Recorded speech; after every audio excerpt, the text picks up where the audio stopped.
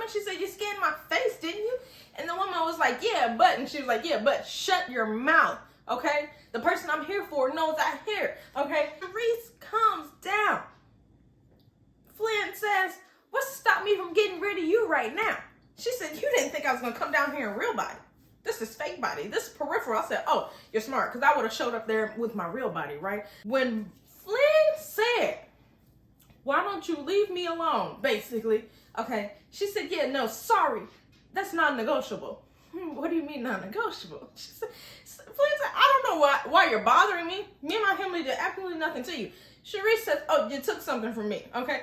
Flynn said, we're playing a game. She said, you took something from me, okay? Flynn says, I have no idea what you're talking about. Sharice was like, yeah, well, it's non-negotiable anyway. Wrapped Flynn up like she was her child. Said, this is what I'm gonna do to you. Get ready. Feel the darkness as you slip away. I said, oh, you're a monster. Okay. When Flynn hit her with that Uno reverse, she said, pow! That's the end of your peripheral, because you're not going to take me out. And here's the thing, though. I don't think that was Flynn inside of the peripheral that was putting the pause on Sharice. I think it was either Connor, because we already saw that he put the pause on Onision, or whatever the dude's name in episode 4, okay? Or it was either Burton, okay? But they both know how to put the pause on people. Flynn's not that, she's not that experienced. I don't think. What do y'all think, okay? Do you think it was Flynn, or do you think it was Burton or one of his friends? Because I'm leaning towards the friends. Okay, now let's get into the actual recap of the show. I just had to talk about that first. This episode opens up in London 1 year before Alita's disappearance. We see Alita approach Grace, who in episode 3 got taken out by Sharice. Got her with the bees, with the honey, made them think she was a hornet. Okay, took her out. She said, I have 2 kids. She said, I don't care. Okay. So Alita walks up to Grace. Grace says, what the heck are you doing talking to me? I tried to talk to you before. You wrote me a nice little note cussing me out. Alita says, well, I'm sorry. Let's let bygones be bygones. Let's go get a drink. We got history. Okay? They go get a drink. Whole time, Alita is pulling on this woman's heartstrings. Okay? She said, I just want to catch up. What do you do? Tell me about your job. I said, now we get to the meat of the matter, the heart of the matter, for why you just asked this woman to go get a drink with you. I see what you're doing there. Pulled on her heartstrings, made her remember the past. You downright dirty dog scoundrel. So instead of just telling Alita what it is that she does, she says, ha ha ha, I'm going to show you. This is where they started shoving all of the information, and all the puzzle pieces started clicking together. So we see Grace take Alita down the elevator, which we saw in episode 1, and she walks down that hallway where Flynn got pulsed, okay, out of her peripheral, and then she takes her to the pyramid where she held Flynn's head up to the pyramid to have it scan her eye. As they're walking, Grace is like, it's real, okay? Alita said, oh, we were just told it's a sim. And Grace is like, yeah, that's what they told you lower level people, but this is real. It's not a game. They call it the God Find. That's what the pyramid is called. That's what everything that they're doing is called. From that pyramid, they can access a stub to the whole entirety of the research institute. Then she tells Alita that they're actively altering conditions in stubs and that they have over 8,000 currently going. Y'all remember when I said in the last episode when Lev said however many stubs are going to open up, he's going to take out himself in every one, and I said he's taken out himself at least 3 times. That man has taken out himself, especially now that he has Alita on the case, way more than 3 times. You're talking about he probably had her go into every stub, all 8,000 of them, and take him out. I said, oh, this isn't new. They were really doing this. It wasn't a game. Okay, I thought like Lev had gotten Alita roped up into something that was just happening. 8,000? Do you know how long you've been doing that? To have 8,000? Okay, if you open up 1 a day, that's a lot of years. You open up 2 a day, it's less years, but still a lot. So Alita asked her, what the heck are y'all creating new timelines for? She's like, for anything, really. Research, zoology, botany, astronomy, anything we want, genetics, everything. But the real save the day stuff is by the behavioral mod department, okay? So they set up a shell company in one of the stubs, and they decided that they're gonna have a contract with the US to put implants, okay? The haptic implants. You following me? You following me? Put the haptic implants inside of the people that work in the military. I said, wow. We see that as she's saying this, we're seeing on the screen Burton and his team. And so then it all makes sense. The haptics in their arms that no one else seems to have or that they really don't talk about is future tech. So they had us thinking that the moment she was contacted by Alita, that a new stub was created. No. That stub had been created. Maybe they created another one from that. But the stub had been created the moment they set up that show company, and they had been meddling in their lives for a long time. So we're thinking it's recent. What did I do to you? Oh, it's nothing personal, baby. They've been in your life. So on the screen, she's talking about how the haptic implants can turn down compassion. And then they see Burton and his friends. And, you know, they talked about a little bit in like the first episode how they all made a bad judgment call, but it really wasn't a bad judgment call. Their compassion had been turned down. So it was like, whether it was a good call or a bad call, it really didn't matter because Connor was going to go out there regardless. And then what happens? We get shown how he only has the one arm. As it's happening though, Alita's like, no, stop it, stop him. Okay? And Grace is like, it's already happened. It's too late. Okay? Basically saying this is something that's happened in the past, or we set it up already. We're just looking into it. And she says, see, I knew you were a good person. Because when they were at the bar, Grace said to Alita, I'm good at being bad. You're bad at being good. And when it happened, I said, what? Don't that mean y'all the same person? No, it doesn't. It does not mean that they're the same person at all. Obviously, Grace is heartless, okay? So when she said, I have 2 kids in episode 3, it was like, and who cares? Now see why Sharice decided to take you out. You don't care about nobody anyway. They leave, right? As they're walking towards the elevator opens up and we see Mariel come out. As they get in the elevator, Mariel turns around and she's like, hey, first of all, aren't you Alita? You work in grains and legumes. What the heck are you doing down here? Blah, blah, blah, blah. Grace is like, first of all, don't you see me standing here? Who are you to ignore me? This is my guest.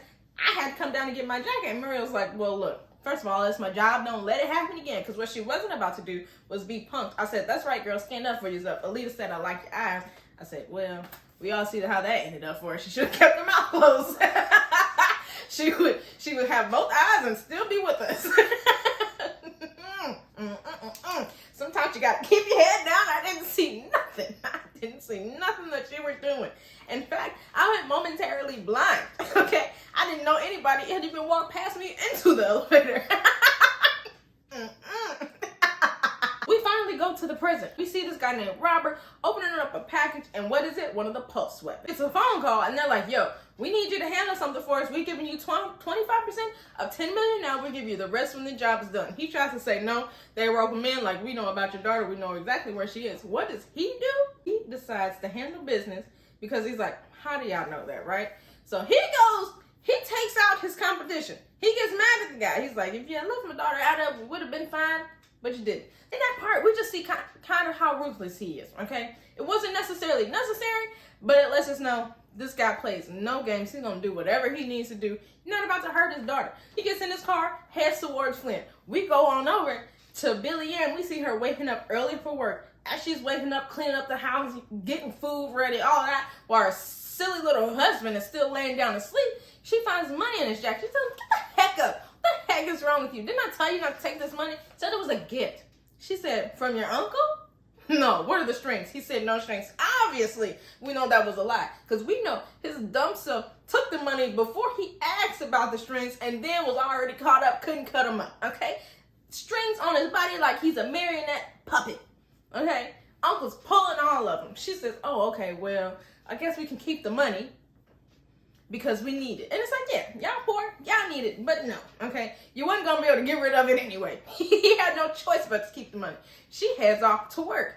So then we go on over to the hospital where Flynn and Burton are. She's getting a spinal tap. We find out that there's a bacteria in her occipital lobe, so they have to do a spinal tap, figure out what kind of bacteria it is. That way they can prescribe antibiotics. While she's getting that done, we see good old Bobby Brown pull over on the side of the road to get everything together. He puts a little pulse thing, and he lifts up his hood, puts the little pulse thing under the hood so that when Flynn and Burton come by on their way back from the hospital, he can just take them out right there. Boom, bam. You're going to try to help me, but you're not. You got taken out. But Billy Ann rolls up first, asks this man, you need anything? He says, nah, I already called a mechanic. I'll wait. She said, who you get? He said, they ain't tell me the name. She said, you don't want me to help you because I'm a girl? He said, nah, it's not that. She's like, I don't know what to say. I don't know if that was a compliment or an insult. He said, I wouldn't waste an insult on somebody I don't know. I said, haha, that's funny, right? So she pulls off. Then she's like, no, reverse. She's like, you sure I can't help you? He's like, yeah, I'm sure. But as she's standing there, first of all, girl, if they say no, they mean no. You ain't never seen this man before in your life. Why are you steady trying to help a complete stranger? I don't care how small the town is. You don't know him at all. And she found out real soon, real quick. She said, never do that again, right? So Burton Flynn roll up, okay? Bob peeps that they roll up. Billy Ann's talking to them. She's like, yeah, he don't want me to help him, blah, blah, blah. But as he's walking up to the car, Flynn peeps the pulse, okay? She said, I see that thing that you got on there, all right? I see it. She says to Burton, take him out. She don't use them words when I'm trying not to get censored. She said, take him out. He said, huh? She said, take him out. Get down. Because Burton, you know a lot of tactics, but man, if your sister tells you to take somebody out, you got to do it. Obviously, she knows what she's talking about. She's seen something. Y'all done been through a lot. Trust her. You over here acting like you're deaf. You're acting like you can't hear. I know you can hear. Okay? That made me mad. But that's all right. That's okay. So eventually, they get the man, right? Because Billy Ann, she also keep that thing on her. She keep that thing on her. Put him down. Bop, bop, bop, bop. I said, oh, she was very serious. But obviously he had a vest on, so he was fine and dandy. Instead of taking this man out, like Burton would have wanted to, okay, they decided to call Tommy. Get the local sheriff involved. Tommy goes over to Flynn, and he's like, look, is everything all right? What the heck's going on? Blah, blah, blah. She's like, look, I don't know what you want me to tell you. This is what happened. He's like, I remember my first memory of you.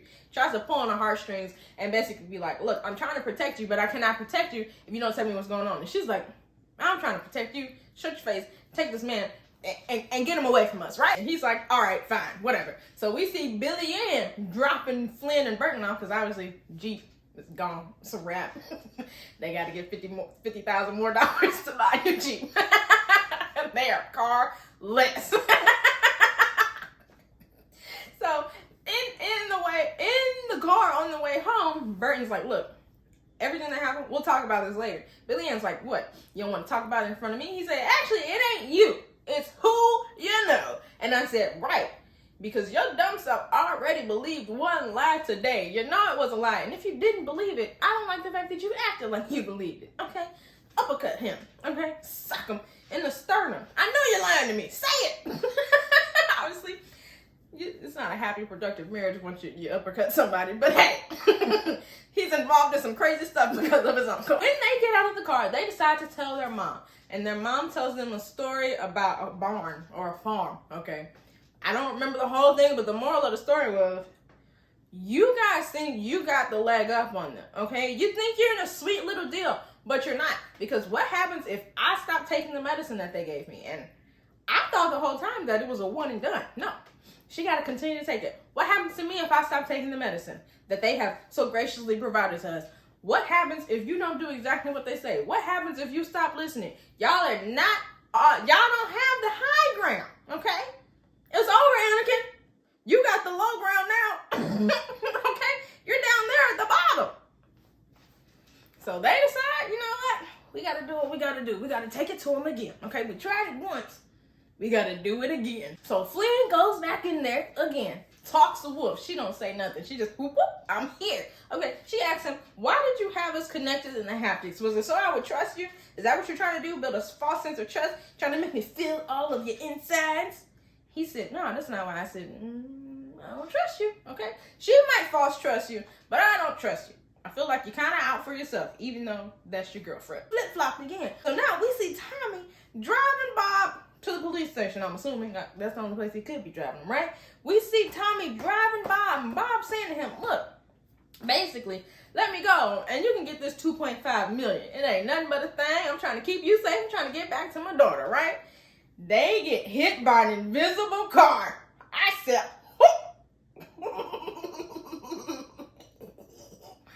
now look, car flipped, right? I said, see, look, You doggone should have listened to him. Should have let that man out. Took that 2.5 mil. All right. Now, is he a hitman for hire? Mm-hmm. Could he come back? Yeah. But you should have took 2.5 mil. Okay. You got morals. I respect it. But hey, now look at you. Upside down in the car. Where's Bob? Gone. Because somebody in cowboy boots, which I'm pretty sure was Pickett, right? We all agree that was Pickett, has taken him. And now you all scratched up in the face, now having to interact with a third invisible car. Now, like Bob said, your quiet life is over. You're in some stuff. The exact thing that they were trying to keep him out of, he is now in. Okay? So really, they should have just taken Bob out, you know, because they've implicated Tommy more than they were trying to initially. We go back to the future. Now we're getting close to what I was talking about at the beginning. We see Wolf and Flynn talking in a restaurant, and Wolf is like, look, I know you think you're ready to do what you need to do, but I don't think you are. It really is going to affect you. And Flynn's like, what the heck are you talking about? I gotta do what I gotta do. How would you know how it's going to affect you? He says, did I ever tell you how I met Lev? And really, he still didn't tell the story of how he met Lev. He told a story, and I don't see how Lev was really connected. Okay? Not really. Okay, maybe there was some wording that I wasn't understanding. So it helped me out, please. Because I was like, So apparently, he used to go to the school when he was 12. Got taken over by neoprims. I don't know if they've explained that word at all. I said, what the heck is this? Maybe it's something I should know already. Okay, anyway, it got taken over. So one day, he was serving them some food, and he took out one guy and took out 3 other guys. Got to censor it, okay? So he took them out, and then he says, obviously I did that, but I didn't think about the consequences of how I would feel later having done that. And obviously that's how he continued in that line of work of being a fixer. And so Flynn don't say nothing, but she's like, look, we got to do what we got to do. And then that's when we go on over to the thing that I was talking about at the very beginning of seeing Flynn confront Charisse, and then Charisse not realizing who she was dealing with. Because I still think it was either Burton or Connor or somebody like that. This episode has been the best. And I know I said that about the last one, but it feels like they just keep getting better and better and better. Okay, so if you saw the preview for next episode, looks like they get 2 more peripherals for Burton and for Connor. I'm excited to see it. I would like to see the rest of his friends, because how are you going to introduce them but not bring them back, okay? The one friend was very cute. I want to see his face again, okay? The one with the gray patch in his hair, where he at? How y'all feeling about this show? Please tell me. And also, tell me if you think it was Burton or Flynn or Connor or who in the peripheral when they took out Charisse. Okay, I'll see y'all on the next episode. Bye.